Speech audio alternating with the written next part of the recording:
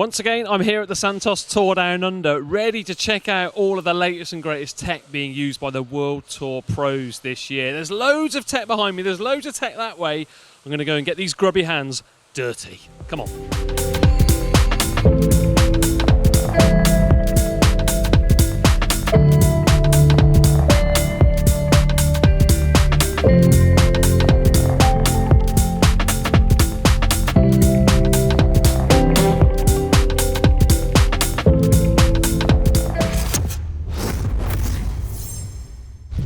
Elia Viviani, let's face it, probably one of the most stylish riders in the peloton. Olympic champion, European champion, he's always got something that looks really cool on his bike. But something that I didn't think looked quite so cool was this here.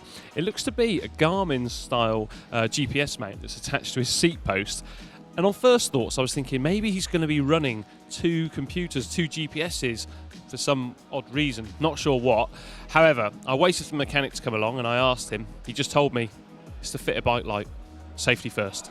Check this one out then. The bike of world champion Mads Pedersen of Team Trek Segafredo. I'm pretty lucky to get these grubby little hands all over it. I'm just hoping I don't mess up the white paint job because it is kitted out and custom deckled to the nth degree. And one of the finest bits of tech on it, I reckon, is the fact he's got a rainbow chain and rainbow cassette here.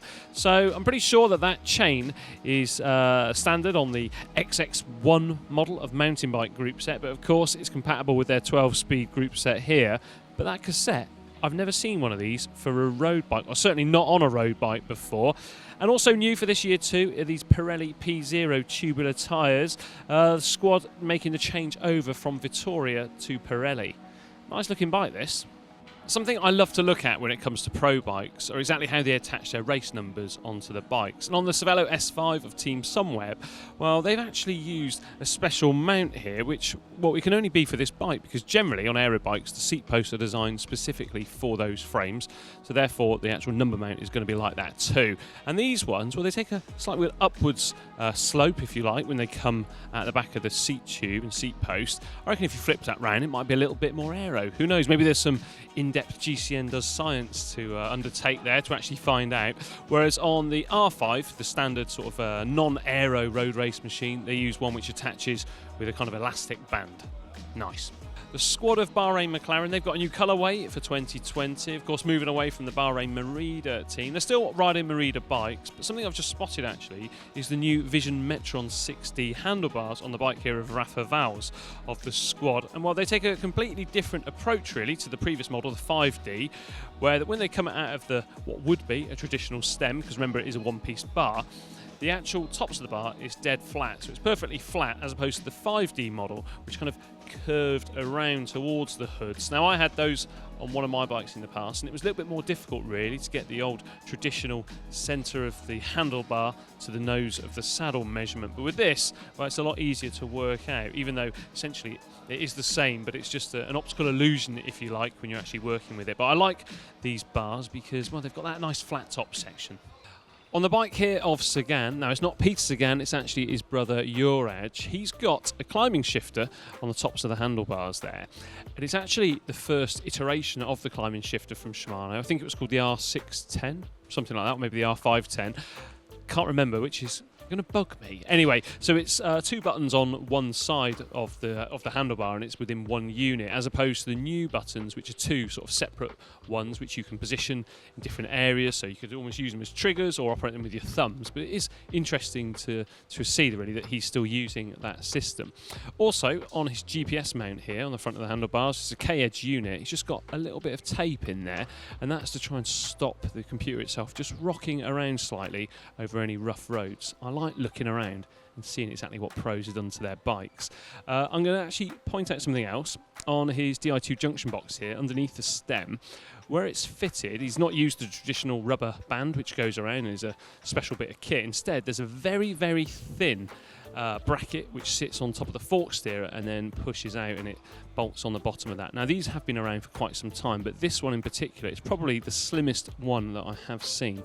I have to find out who makes that.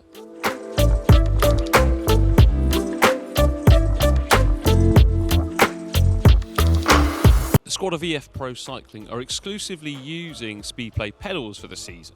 And well, they're even using the aero ones too, because of course when you're a pro you're not clipping in and out all day because you're racing most of the time. Although I reckon probably on their training bikes where they have to stop at traffic lights and everything, they have the two-sided version. So you've got the aero one here, like I've already mentioned, and you can see these two covers here, if you like, which can be popped out, and then you can remove this actual dimpled cover to suit, well, your individual preference.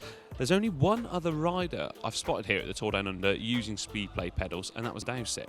But it's good to see Speedplay back in the peloton, a pedal sponsor which originally I think began its mainstream sponsoring with Team CSC back in the early 2000s. A rider who's kind of doing things a little bit different is Fabio Sabatini of Cofidis, because he's running an aerodynamic handlebar inside of a normal stem, but he does have the option of running an integrated one-piece handlebar like his teammate Elia Viviani does with the Metron 5D bars from Vision, a bar actually that I think Viviani was instrumental in the design of and also debuted them, I think, at the Rio Olympics in 2016. Either way, it's interesting that Sabatini's done this.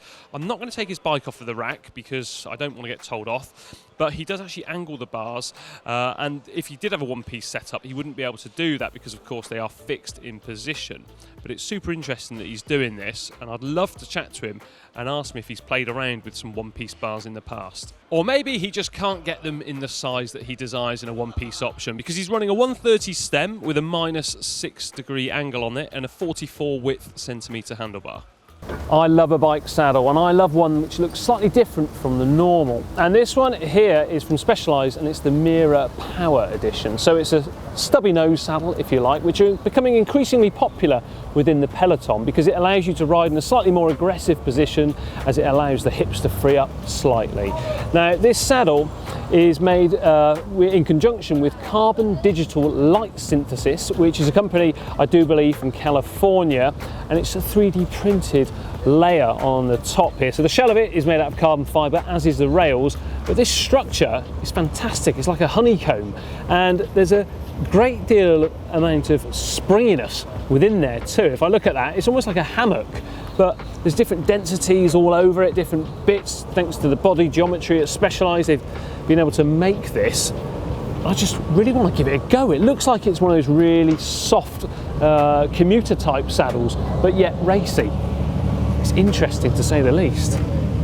As bikes develop, they're certainly becoming increasingly more integrated, and something which is being done by Campagnolo this year is the EPS interface, so the brain of the system, if you like, which can now go in the end of the handlebar, so much like the Di2 junction box. So you remember Shimano, they moved it from under the stem to the handlebar or the frame, or even sometimes on the rear of the seat post. Well, Campag, they've gone from under the stem just down to here. So you can simply peel back, handy little cover there, before you can plug in the EPS cables and update the software, charge it, even make any changes. And it's, if anything, a little bit more neat, if you like, than the Shimano one, because it can't accidentally be pushed in by a prankster, I suppose, in passing. You actually have to peel that back and do all the business.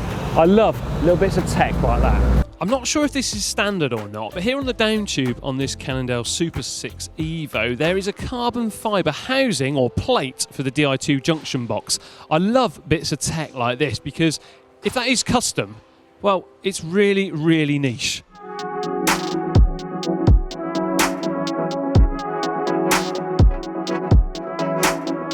As ever, a massive thanks to all of the teams and riders for allowing me to get these grubby little hands all over their pride and joy. Let me know what your favourite bit of tech is down there in the comment section below. Also, remember to like this video, share it with your mates, tell everybody about it. Don't forget, check out the GCN shop at shop.globalcyclingnetwork.com. And me, I'm off to try and find my hat. Someone took it.